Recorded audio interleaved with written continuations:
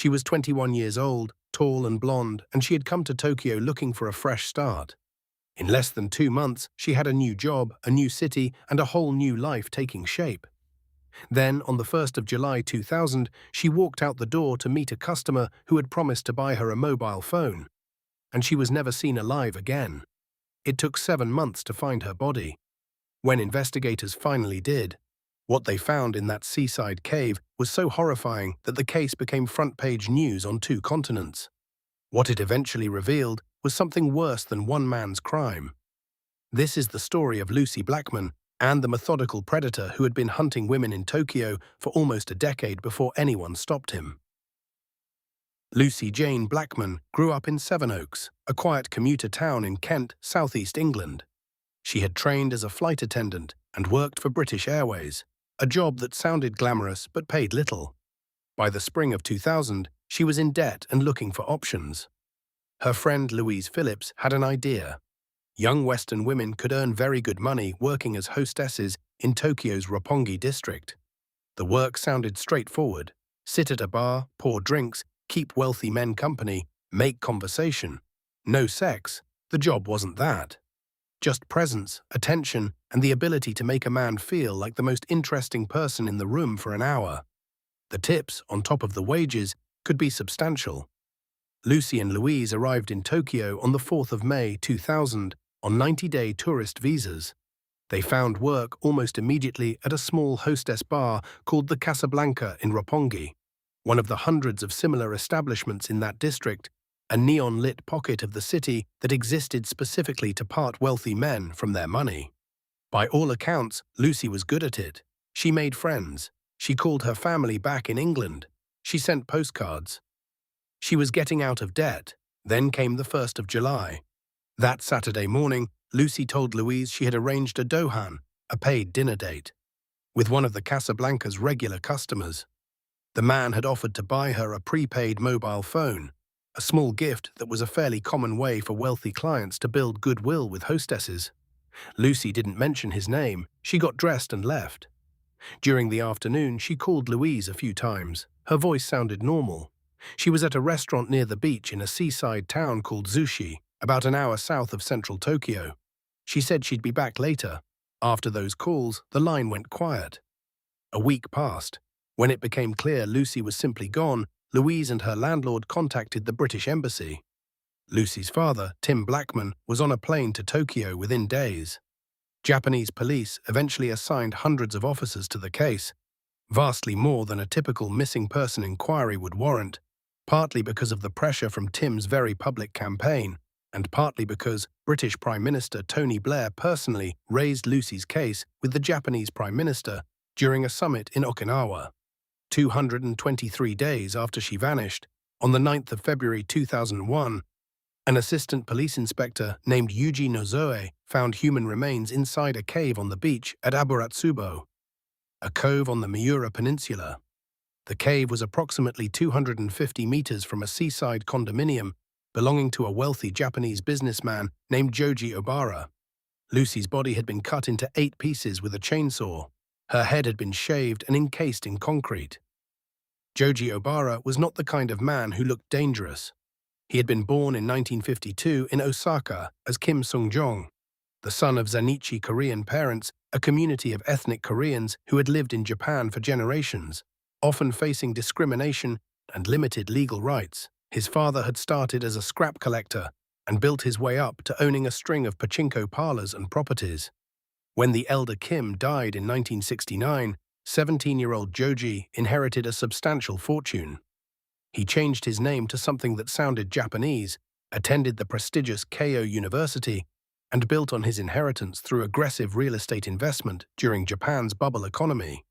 By the time he encountered Lucie Blackman, he owned a mansion in the upscale Tokyo suburb of Denan-Chofu, reportedly worth over $25 million, plus multiple seaside condominiums on the Miura Peninsula. He was a fixture in Roppongi's hostess bars, a wealthy regular, the kind of client the bars depended on. And at some point in the late 1980s or early 1990s, he began committing crimes that nobody caught him for. His method was specific and deliberate. He would identify a woman, usually a hostess or bar worker, take her on a dinner date, and drug her drink, reportedly using chloroform or similar sedatives. Then he would take her to one of his properties and assault her while she was unconscious. He recorded everything on videotape. When police eventually searched his properties, they recovered at least 400 videotapes. Based on what they saw, investigators estimated he may have assaulted anywhere from 150 to 400 women over roughly a decade. In his private journals, he described these attacks using a term he coined himself: conquest play. He wrote that women were only good for sex and spoke of using them to seek revenge on the world. He wrote explicitly that he cannot do women who are conscious. The assault, the helplessness, the complete surrender of the other person's will, that was the entire point for him. He had already killed someone before Lucie arrived in Tokyo. Carita Ridgway was a 21-year-old Australian model from Perth who had come to Japan to earn money for acting school, working as a hostess in the Ginza district. In February 1992, she accepted a ride from Obara. He drugged her, but something went wrong. He used too much. She fell into a coma. Rather than call for help, Obara apparently waited, then panicked. He eventually brought her to a hospital under a false name, claiming she had food poisoning from shellfish.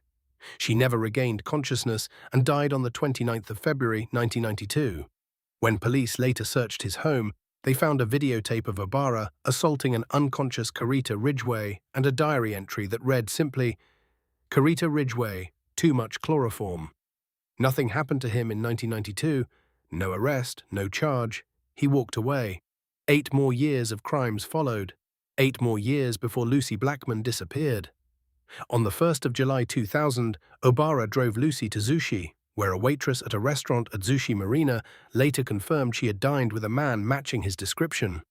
What happened after dinner is known only from the physical evidence.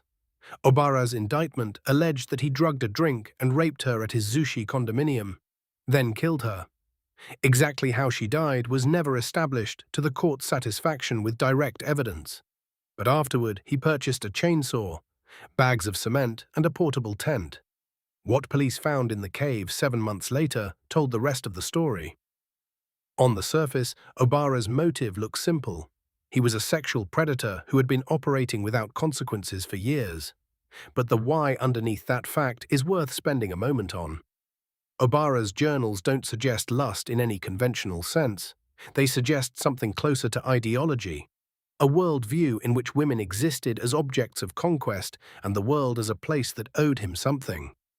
His repeated framing of the assaults as revenge is striking. Revenge against whom? He never specified clearly. But the language of grievance runs through everything he wrote. It's also said that his position as a Zainichi Korean who had remade himself under a Japanese name and identity may have fueled a deep and unresolved tension. He had wealth, property, a Japanese-sounding name, but this isn't confirmed, and I won't push it too far. Some who analyzed his psychology suggested the conquest play was connected to a lifelong desire to dominate a society in which he had always been, at some level, an outsider. If so, targeting foreign women who were themselves outsiders in Japan, added another layer of perverse logic.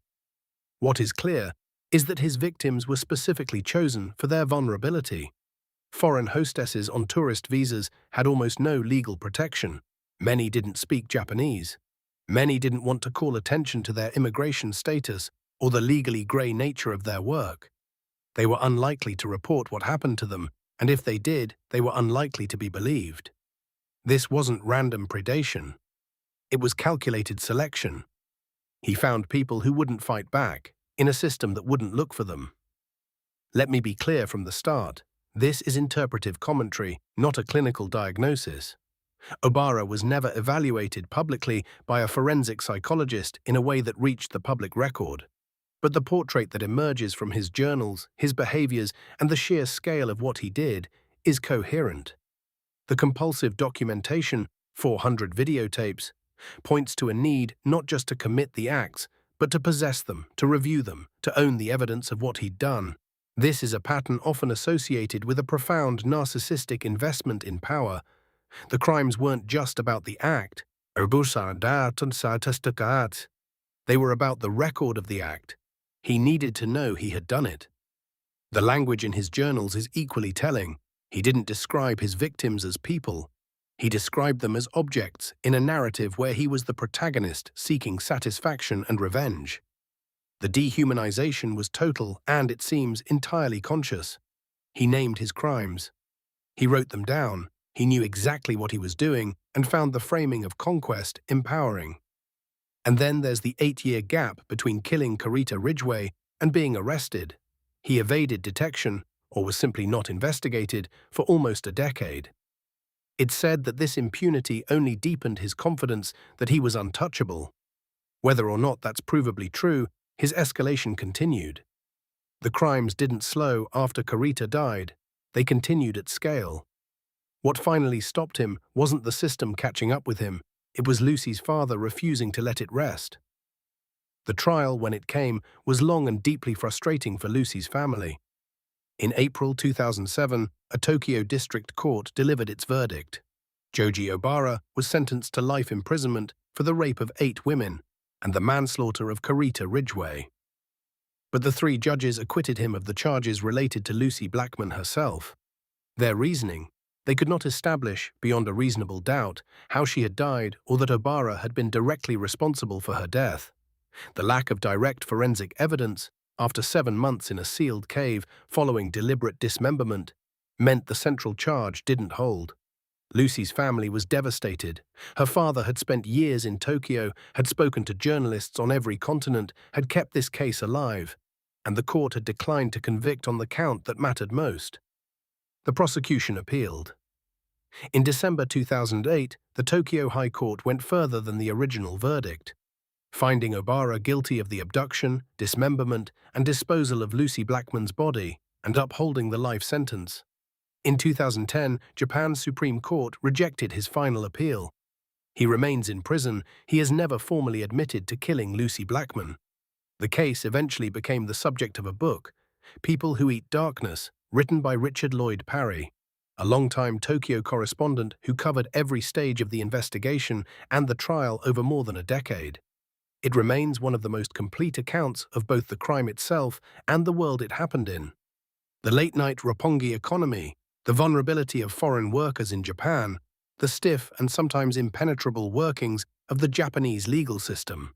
A Netflix documentary followed in 2023. What the case left behind is hard to summarize cleanly. Obara preyed on women who were chosen specifically because they had no safety net. The legal system that was supposed to protect them couldn't convict him of her murder. Even with his property, his journals, and 400 videotapes, Lucie Blackman went to Tokyo looking for a new beginning. She was 21 years old. She deserved a verdict that matched what actually happened to her. Thanks for watching. If this story matters to you, subscribe, because understanding how these systems fail is the only way we start fixing them.